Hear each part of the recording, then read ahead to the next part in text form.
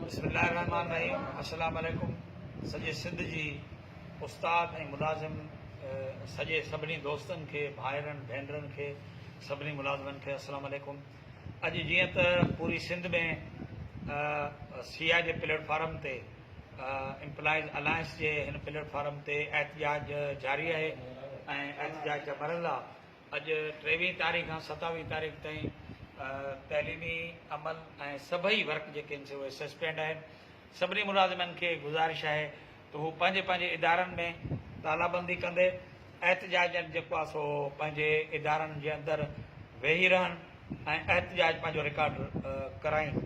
Sindh government जेको अमल करे पई हुन जी जेका ॿिटो मयार आहे, ॿिटी पॉलिसी आहे, त वफ़ाक़ में जॾहिं उहे वञनि था तॾहिं चवनि था त वफ़ाक़ मुलाज़िमनि सां दुश्मनी वारो किरदारु अदा करे रही आहे ऐं उनजे बचनि ऐं रोज़गार ऐं उनजो तहफ़ुज़ नथी करे।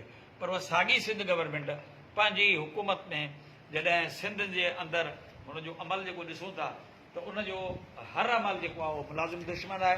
ख़ुसूसन पेंशन में जेको हुननि कट हयो आहे, DRA जेको आहे सो ॿिया मरकज़ी तौर ते उन्हनि खे मिलनि था।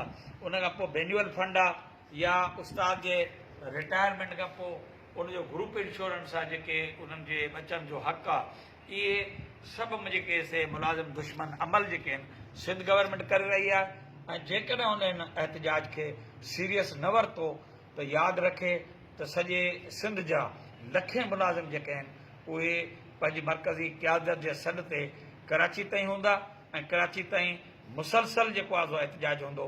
उन में बिलावल भुट्टो ज़रदारी जे घर ताईं, उन हाउस ताईं मार्च थींदो ऐं आउं पैगाम थो ॾियां सिंध जे सभिनी मुलाज़िमनि खे, उस्तादनि खे, पेट्रोलियम जे सभिनी अॻुवाणनि खे, गस्टा, सपला, लोअर स्टाफ ऐं ॿियनि तंज़ीमनि खे जेके बि मुख़्तलिफ़ एरीगेशन में या ॿियनि में आहिनि त उन्हनि खे त सिंध जा मज़दूरो, सिंध जा मुलाज़िमो सभु मुतहद थियो हिन ज़ालिम साम्राज हुकूमत जेका आहे इन जे ख़िलाफ़ पंहिंजे हक़नि जे लाइ एहतिजाज करियो ऐं आख़िरी ताईं जंग करियो।